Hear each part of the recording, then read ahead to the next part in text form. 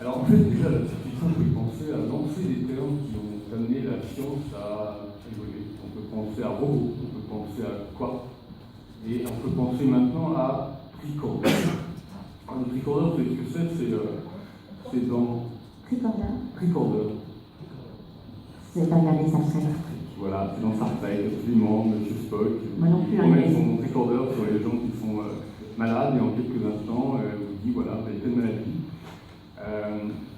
En fait, pour prendre les termes, on a IBM qui vient de collaborer avec Watson pour créer le premier tricorder, donc le terme est celui d'un analyseur médical, on prend la citation, donc, qui utilise donc des technologies mêmes, c'est-à-dire donc, pour un usage de microsystèmes d'électromécanique. Donc ça devient extrêmement intéressant. On avait posé la question à Philippe Cinquin qui viendra cet après-midi, puisque on l'avait invité à cette technique il y a 2 ans pour parler justement de l'éthique et de ses découvertes, ses inventions. Et donc oui, c'est déjà, à mon avis, un départ pour pouvoir se poser cette grande question de se dire il y a des termes de la science-fiction qui arrivent dans la science tout court. Ça veut dire qu'il suffit d'inventer des mots et ça s'entend en réalité? Ça va plus loin, alors justement, ça va plus loin parce qu'il y a une adéquation, il n'y a pas d'adéquation. Alors si on prend la question de... je vais essayer peut-être d'aborder tout de suite la question des médecines de demain. Alors, dans un de mes livres, dans ce livre-là, Les enfants de demain ou l'étrange et très secret pour le HP1, HP, je veux dire Homo sapiens, donc notre possible successeur darwinien, à nous, Homo sapiens, publié en 2012, eh bien, j'évoquais 6 néo-médecines possibles. Ça me paraît extrêmement intéressant de se dire comment pourrait être l'avenir. Alors je vous l'ai dit, évidemment, on a peu de temps rapidement, mais c'est intéressant peut-être de lire le livre, on discutera après. Donc une néo-médecine fondée sur des animalo-végétaux. Alors ça aussi c'est intéressant de se dire, est-ce que dans le futur on arrivera à mélanger les règnes du vivant, qui comme vous savez, on en parlait tout à l'heure, Hérault l'évoquait, c'est vrai que nous sommes, nous, Homo sapiens, on est une espèce sapiens, on est dans un genre Homo hominisé, mais au-delà, on s'aperçoit qu'on a tout de même des écoles scientifiques ce règne. On va pouvoir se dire que des animaux et des végétaux pourraient fusionner, pourraient donner des fruits qui seraient, autrement, je trouve que c'est intéressant comme idée, des fruits qui nous soigneraient de telle ou telle maladie, donc en très rouge, on va soigner les maladies du foie, le vert, etc. Bon. Autre néo-médecine peut-être intéressante, alors on peut penser au paléomagnétisme.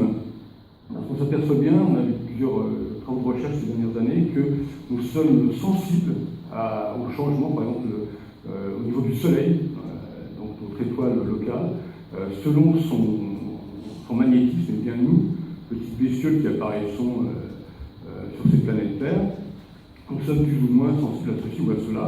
Donc au niveau même protéique, au niveau de la cellule. Donc c'est tout de même interpellant, on peut se poser des questions. Il y a peut-être une médecine qui va se créer dans les décennies qui viennent, à ce niveau-là. Une néomédecine aussi utilisant notre œil. Alors ça c'est intéressant aussi du point de vue des neurones miroirs.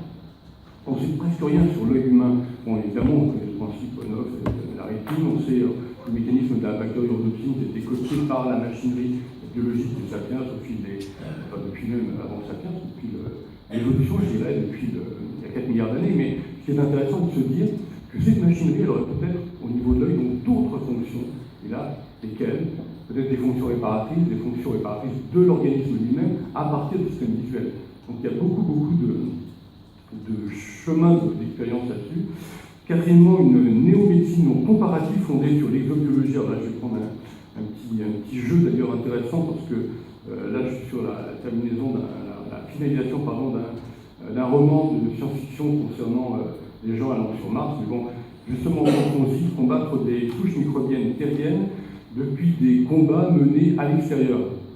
Vous pensez qu'un microbe qu'on trouverait sur Mars, on arrive à le vaincre sur Mars, on est ici, puis ça y est, on peut le vaincre et soigner tout le monde. Bon.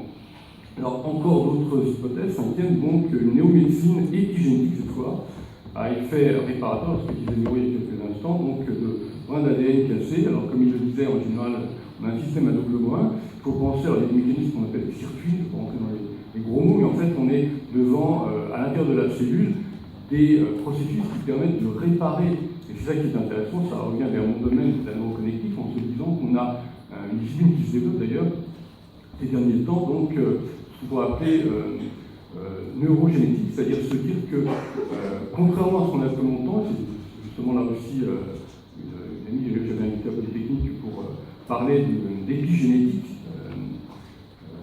de la faute, c'est extrêmement intéressant comme type de recherche. On s'aperçoit que le dogme central de la biologie, qui est l'instruction donc gène vers protéines, eh bien, parfois peut être déstabilisé justement parce qu'on va avoir un processus qui semblait devoir avoir lieu, puis finalement on l'interrompt, on le modifie, on le retarde, ça devient extrêmement passionnant. Et c'est bien là qu'on s'aperçoit que l'ensemble de tout ce que nous sommes, moi je dans mon ensemble, modifie, alors c'est important de penser à l'environnement, c'est pour ça que j'évoque bien l'épigénétique, modifie la donne de ce que l'on est.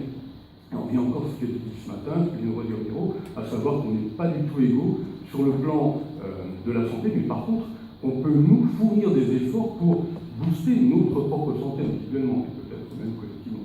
Enfin, la dernière néomédecine évoquée dans ce roman, peut-être intéressante, néomédecine recourant aux ultrasons. Alors là aussi, on est devant des types de recherche. Alors, on sait maintenant, alors, sans rentrer dans des gros mots, là encore, NAD+, on est devant donc, des histones désacétylases, je ne vais pas prendre des gros mots, mais en gros, on est devant ce qui permet la relation entre le noyau d'une cellule et les mitochondries. Les mitochondries, ce sont donc les usines à fabriquer de l'énergie dans la machinerie cellulaire. Et il faut bien comprendre que très souvent, c'est là aussi que ça casse. Alors, Miro évoquait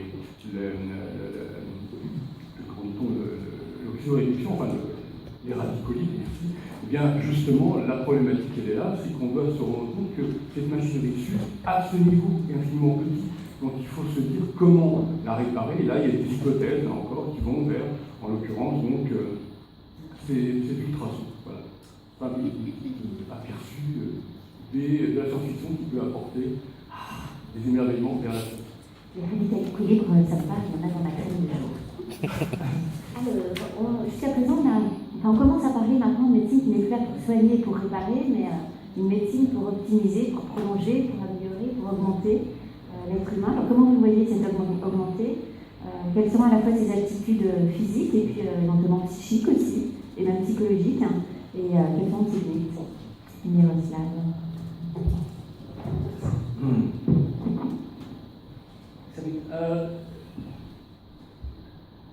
On est obsédé par les phrases parasites comme le diable est dans les détails. Peut-être c'est vrai, mais le Dieu est dans les concepts, de savoir où on va détailler. Et on oublie ça, on pense que ça c'est de philosopher et qu'on est superficiel. Donc pour ça, je vois dans les tendances, aujourd'hui on parle beaucoup de l'homme augmenté avec peu de sympathie, mais finalement l'homme augmenté, c'est déjà l'homme vacciné. C'est les enfants en bonne santé, vaccinés, ils ont augmenté leur système immunitaire et prêt à une performance qu'ils n'avaient pas avant. Donc c'est déjà l'homme vacciné est déjà l'homme augmenté. Et puis il y a